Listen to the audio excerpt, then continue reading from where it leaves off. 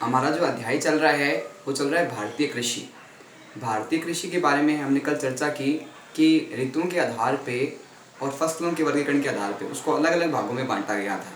तो आज हम जो अध्ययन करेंगे वो फसलों के जो खाद्यान्न फसलें हैं, उनसे संबंधित जो प्रमुख फसलें हैं उनके बारे में अध्ययन करेंगे। कौन कौन सी प्रमुख फसलें हैं, कब इनकी बुआई की जाती है, कब कटाई की जाती है, कौन कौन से स्थान पे प्रमुख रूप से ये होती है और इनमें तापमान की कितनी आवश्यकता होती है, मिट्टी किस प्रकार की होती है और वर्षा की आवश्यकता किस मात्रा में चाहिए, और प्रमुख रूप से राजस्थान में कौन कौन से स्थान है जहाँ पे ये फसलें पाई जाती है।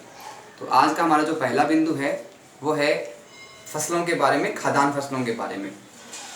भारत की प्रमुख खाद्यान्न फसलें यानी ऐसी फसलें जिनका उपयोग हम घर के साथ में करने के साथ साथ कुछ फसलों का उपयोग हमें व्यावसायिक फसलों के रूप में भी करते हैं, जिससे लाभ हो सके, आमदनी हो सके। तो बात करते हैं सबसे पहले गेहूं की। गेहूं है ये रबी की प्रमुख फसल है। किसकी प्रमुख फसल है? रबी की प्रमुख फसल है। कौन सी? गेहूं। अब आती है कि गेहूं की जो बुआई है वो कौन से समय में की जाएगी और कौन से समय में इसकी कटाई की जाएगी। तो ध्यान रखना कि गेहूं की बुआई का जो समय है वो है अक्टूबर से नवंबर का। कौन सा समय है बुआई का? अक्टूबर से नवंबर का जो समय है वो गेहूं की बुआई का समय है। बात आती है कि गेहूं की फसल की कटाई कब की जाती है।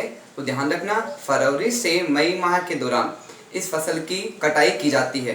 तो जो समय लगता है वो लगभग 4 से 5 महीनों का इस फसल को पकने में, तैयार होने में लगता है। बात आती है कि पकने का समय कितने दिन इसमें कम से कम चाहिए कि वो फसल है गेहूं की वो पक के तैयार हो जाए और पूर्ण रूप से अच्छी उपज हमको प्राप्त हो सके। तो ध्यान रखना 120 से 140 दिन है वो गेहूं की फसल को पकने में समय लगता है। कुछ फसलें हैं वो 120 दिन में तैयार हो जाती है, कुछ फसलों को पकने में, तैयार होने में 135 से 40 दिन का समय लगता है। ध्यान रखना कि जो प्रमुख समय दिया गया है वो 120 से 140 दिन का दिया गया है। बात आती है कि कौन सी जलवायु में प्रमुख रूप से गेहूं की फसल बोई जाती है, यानी कौन सा मौसम चाहिए, कौन सी मिट्टी चाहिए, कौन सी मृदा चाहिए और किस प्रकार की उस समय जलवायु हो, वातावरण उसकी आवश्यकता होती है। ध्यान रखना प्रमुख रूप से समशीतोष्ण जलवायु की आवश्यकता होती है, न तो अधिक गर्मी न अधिक ठंड। ऐसे वातावरण की उस समय आवश्यकता होती है, तब गेहूं की फसल है वो अच्छी तैयार होती है। बात आती है कि गेहूं की फसल के लिए तापमान कितना चाहिए। तो ध्यान रखना गेहूं की फसल के तापमान अधिक आवश्यकता नहीं होती, नॉर्मल सामान्य तापमान की आवश्यकता होती है। तो तापमान जो रहता है वो 10 डिग्री से 25 डिग्री सेंटीग्रेड तापमान होता है। उस समय गेहूं की फसल है वो अच्छी बोई जाती है, अच्छी पक के तैयार हो जाती है। बात आती है कि कितनी वर्षा है वो गेहूं की फसल के लिए हमें प्रमुख रूप से, आवश्यक रूप से चाहिए। इतनी अगर फसल नहीं हो पाती तो सिंचाई के साधनों का उपयोग किया जाता है।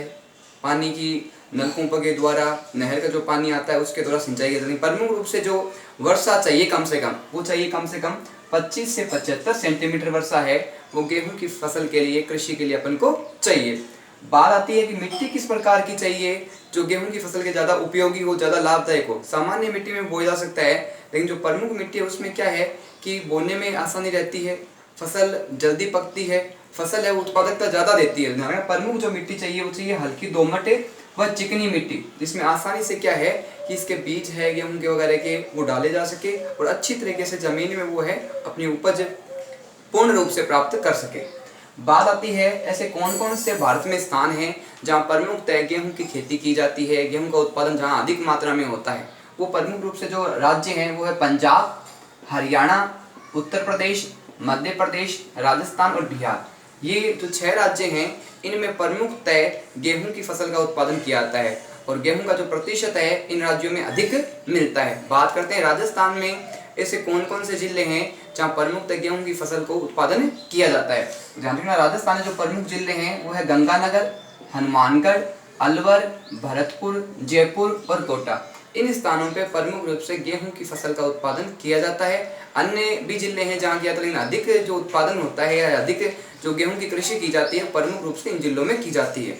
अब बात आती है कि गेहूं की दृष्टि से भारत का विश्व में कौन सा स्थान है। तो ध्यान रखना गेहूं की दृष्टि से भारत का जो विश्व में स्थान है वो है उसका तीसरा स्थान आता है। भारत का कौन सा स्थान आता है? तीसरा स्थान। कई बार एक छोटे क्वेश्चन पूछते हैं इसमें कि गेहूं की दृष्टि से भारत का कौन सा स्थान है विश्व में, तो ध्यान रखना तीसरा स्थान है। अब बात आती है कि प्रथम और द्वितीय स्थान पे कौन कौन से देश है। तो ध्यान रखना प्रथम स्थान है गेहूं की दृष्टि से वो है चीन का और जो दूसरा स्थान है वो है अमेरिका का। इस पर भारत का स्थान हो गया तीसरा, चीन का हो गया प्रथम और अमेरिका हो गया दूसरा स्थान। बात आती है अब गेहूं की दृष्टि से भारत आत्मनिर्भर है। आत्मनिर्भर का मतलब होता है किसी दूसरे के ऊपर निर्भर नहीं होना, दूसरे से अपनी आवश्यकताओं को पूरा नहीं करना।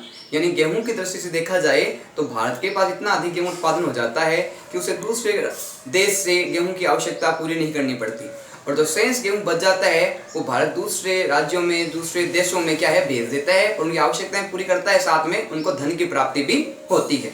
बात करते हैं हम चावल की फसल की। चावल की फसल है वो कौन सी फसल के अंतर्गत आती है ऋतुओं के आधार पे, तो ध्यान रखना ये खरीफ की प्रमुख फसल है।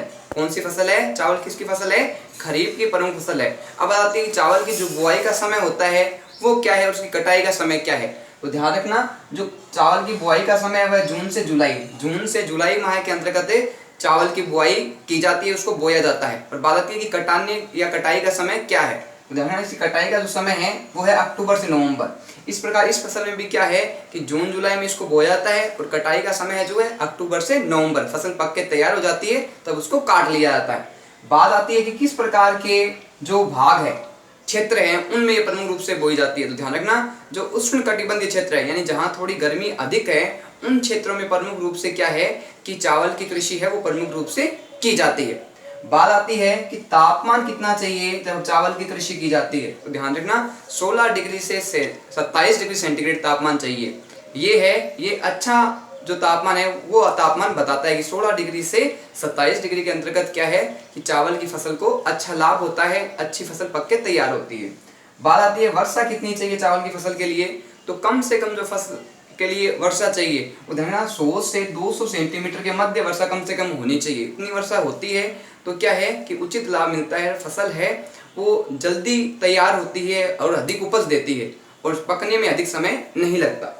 बात आती है कि किस प्रकार की मिट्टी चाहिए जो इसमें प्रमुख रूप से आवश्यक है और उसकी पीएच वैल्यू क्या है। मिट्टी की जो उत्पादन क्षमता है, जो वो जल्दी गुण वाली मिट्टी होती है, उसकी पीएच वैल्यू कितनी होती है, ध्यान रखना कम से कम उसकी जो पीएच वैल्यू चाहिए वो 5 से 8 तक उसकी पीएच वैल्यू होनी चाहिए। अब बात आती है आगे कि चावल की प्रमुख रूप से कितनी किस्में हैं। ध्यान रखना चावल की ऋतुओं के आधार पे इस फसलों को बांटा गया है। चावल की अनेक किस्में हैं और अनेक किस्में हैं वो अलग अलग मौसम में बुआई की जाती है। ध्यान रखना प्रमुख रूप से ऋतुओं के आधार पर जो चावल की किस्में हैं उनको 3 भागों में बांटा गया है। कई बार क्वेश्चन ये बनता है कि जो चावल की किस्में हैं उनको ऋतुओं के आधार पर कितने भागों में, कितने आधारों पर विभाजन किया गया है, तो ध्यान रखना 3 आधारों पर इसका विभाजन किया गया है। अब ये कौन कौन से 3 भाग है, 3 प्रकार कौन कौन से, ध्यान रखना। पहला जो आता है इसका आता है अमन का। अमन है वो प्रमुख रूप से शीतकालीन से संबंधित है। किससे संबंधित है? शीतकालीन समय से। बात आती है जो ओस से जो इसकी फसल है वो किससे संबंधित है? शरदकालीन से संबंधित है। और तीसरी जो इसकी फसल है वो है बोरो, वो किससे संबंधित है? ग्रीष्मकालीन से संबंधित है। इस प्रकार ऋतुओं के आधार पर चावल की जो किस्में है उसको 3 भागों में बांटा गया है, अमन, ओस और बोरो। हमने ऋतुओं के आधार पर इसके 3 भागों में बात की, अमन, ओस और बोरो। अब बात करते हैं कि चावल की जो फसल है उसमें प्रमुख रूप से कौन सी ऋतुओं के आधार पे सबसे अधिक योगदान रहता है। तो ध्यान रखना जो अमन है चावल की किस्म, उसका सबसे अधिक योगदान है वो चावल के रूप में रहता है। तो चावल का कितना प्रतिशत योगदान है वो अमन से होता है, तो ध्यान रखना 86% जो उत्पादन है वो अमन से होता है। और अमन है वो कौन सी ऋतु में होती है? शीतकालीन ऋतु पे प्रमुख रूप से जुड़ी हुई है। और चावल की जो फसल है वो किसकी फसल है? प्रमुख रूप से खरीफ की फसल आती है। बात आती है कि तो चावल की जो फसल है वो प्रमुख रूप से कौन कौन से स्थान है ऐसे जहाँ प्रमुख रूप से उसकी बुआई की जाती है और अधिक उत्पादन वहाँ से प्राप्त होता है। तो प्रमुख जो राज्य हैं चावल की किस्मों के वो है पश्चिम बंगाल, आंध्र प्रदेश, उत्तर प्रदेश, उड़ीसा, बिहार, पंजाब, हरियाणा, झारखंड, महाराष्ट्र। प्रमुख रूप से जो इसके राज्य हैं वो आते हैं पश्चिम बंगाल, आंध्र प्रदेश और उत्तर प्रदेश। ये 3 इसके प्रमुख राज्य हैं जहाँ सबसे अधिक उत्पादन है वो होता है किसका? चावल का। और प्रमुख इसमें बात आई कि चावल की जो किस्में बताई उसमें अमन का सबसे बड़ा योगदान सहयोग रहता है, जो 86% के आसपास उत्पादन में सहयोग मिलता है। अब बात आती है कि राजस्थान में ऐसे कौन कौन से जिले हैं जहाँ चावल का अधिक उत्पादन किया जाता है, चावल की अधिक कृषि की जाती है, चाहे वो सिंचाई के रूप में हो, चाहे वर्षा के रूप में हो, चाहे अच्छी मिट्टी के रूप में हो। ध्यान रखना प्रमुख रूप से चावल है वो गंगानगर, हनुमानगढ़, कोटा और बूंदी। राजस्थान के जो 4 जिले हैं उनमें प्रमुखतः क्या है कि चावल की कृषि की जाती है, उत्पादन चावल का किया जाता है। बात आती है कि भारत का चावल की दृष्टि से विश्व में कौन सा स्थान है? तो ध्यान रखना, भारत का चावल की दृष्टि से जो विश्व में स्थान है वो दूसरा स्थान है। और बात आती है कि चावल का प्रथम स्थान किस देश का है? तो ध्यान रखना, चावल की दृष्टि से जो प्रथम स्थान है वो है चीन का। किसका है? प्रथम स्थान है किसका है? चीन का।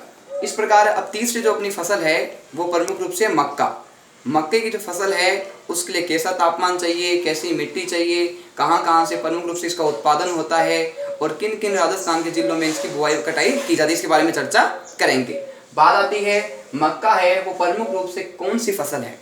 तो ध्यान रखना, मक्का है वो प्रमुख रूप से खरीफ की फसल है। किसकी फसल है? खरीफ की फसल है।